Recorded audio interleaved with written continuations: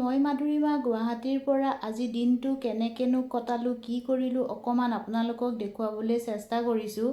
এয়া চাওক, ৰাতিপুৱা শোৱাৰ পৰা উঠি আগতে বুবুৰ কাম বহুত থাকে। ধুনীয়াকৈ তাই মুখখন ধুৱাই ল'লোঁ, মানে যিহেতু গৰম পৰিছে মুখ ধুৱাই হাত ভৰিকেইটাও ভালকৈ তিতা কাপোৰে মুচাই লওঁ। মুচি পেলাই তাই খাবলগীয়াখিনি আগতে যোগাৰ কৰোঁ আৰু মিনি আছে মিনিকো দি ল'লোঁ কাৰণ তাইও বহি থাকে।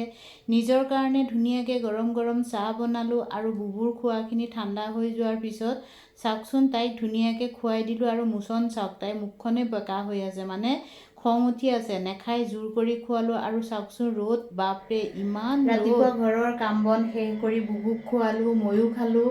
খাই মেলি ঘৰত আলহী আহি আছে আৰু আলহীনো কোন আহিছে নিশ্চয় মই আপোনালোকক দেখুৱাম। সেইকাৰণে এতিয়া দুপৰীয়া আলহী যিহেতু আহি আছে, এতিয়াও আহি পোৱাহি নাই, খাবলৈ বনাই আছোঁ। এতিয়া দালি বনাম আৰু কিবা কিবি বনাম, আৰু কি বনামনো অকণমান আপোনালোকক দেখুৱাম। এয়া চাওক, নিৰামিষ এখন চব্জি আৰু এয়া ঢেকীয়া শাকো বনাম। দালিখিনি বনাম। তুমি কাক দেখি ভুকি আছা? কোন আহিছে?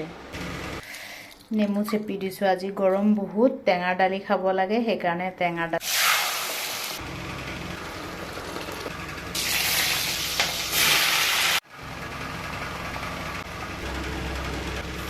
নিৰামিষ চব্জি বনালোঁ আৰু ঢেকীয়া শাক বনালোঁ। এনেকৈ সৰিয়হ দি বনাইছোঁ, মই বহুত ভাল পাওঁ খাবলৈ, সেইকাৰণে আজি বান্ধৱীক খুৱাই চাম তাইনো কেনেকুৱা লাগে।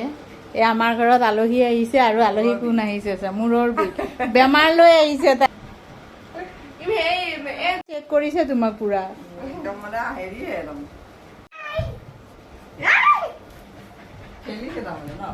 কি খাই আছা? খোৱা খোৱা, সেয়াই আৰু মোৰ গলে আহিলে কাটিব লাগিব, নিজে নিজে খাব লাগিব। আলহী আলহী দেখালে নহ'ব, কৰিবা খাবা। এনেকুৱা যদি আলহী আহে মানুহৰ চিন্তাই নাথাকে। এয়া চাওক, মোৰ ফেনখন কিবা এটা গণ্ডগোল হৈছে, মই ঠিক কৰিব পৰা নাছিলোঁ, তাই ঠিক কৰি আছে। তুমি কাৰেণ্টৰ কাম ক'ত শিকিছিলা? হা? দিয়া হ'ব দিয়া, ইমানখিনি চাই দিলা। কথা পাতি পাতি পাহৰিয়ে গৈছিলোঁ যে মাংস বনাবলৈ বাকী আছে। আকৌ দৌৰাদৌৰিকৈ আহি মাংস বনাইছোঁ। মাংসখিনি একদম পাতলকৈ জোল কৰিছোঁ, বেছি মছলা নাখায় সিহঁতে, আমাৰেই নিচিনা মছলা কম খায়। এয়া তৰমুজ খোৱাৰ পৰা মূৰৰ বিষ নাইকিয়া হৈছে। বা এইটো ভাল টিপছ এটা পালোঁ, খাই চোৱাচোন টেষ্ট কৰি কেনেকুৱা হৈছে। আৰু আমাৰ বুবু এয়া বা আহিছে, গতিকে বুবু কিমান ফূৰ্তি বহি আছে। আমাৰ বুবুৱে ঘৰত কোনোবা আহিলে ইমান যে ভাল পায়, তাই বিৰাট খুচি, মানে আজি পূৰা ফূৰ্তিত আছে। আৰু দুপৰীয়া সাজ আমি খাবলৈ এনেকৈ ৰেডি কৰি ল'লোঁ। ভোক লাগিছে, বহুত সময় হৈ গ'ল, এনেকৈ তিনিওজনীয়ে মিলি বহি খাবলৈ লৈছোঁ। আৰু বুবুক সেইফালে বান্ধি থৈছোঁ, কাৰণ তাই খোৱাৰ সময়ত অকণমান অসুবিধা দিব পাৰে, সেইকাৰণে বান্ধি থ'লোঁ। অলপ সময় খাই বৈ হোৱাৰ পিছত অলপ সময় শুই মেলি সন্ধিয়াৰ সময়ত তাইক ক'লোঁ, তুমি যেতিয়া আহিছা আৰু থ্ৰেডিঙৰ কাম ধুনীয়াকৈ কৰিব পাৰা, কৰি দিয়া।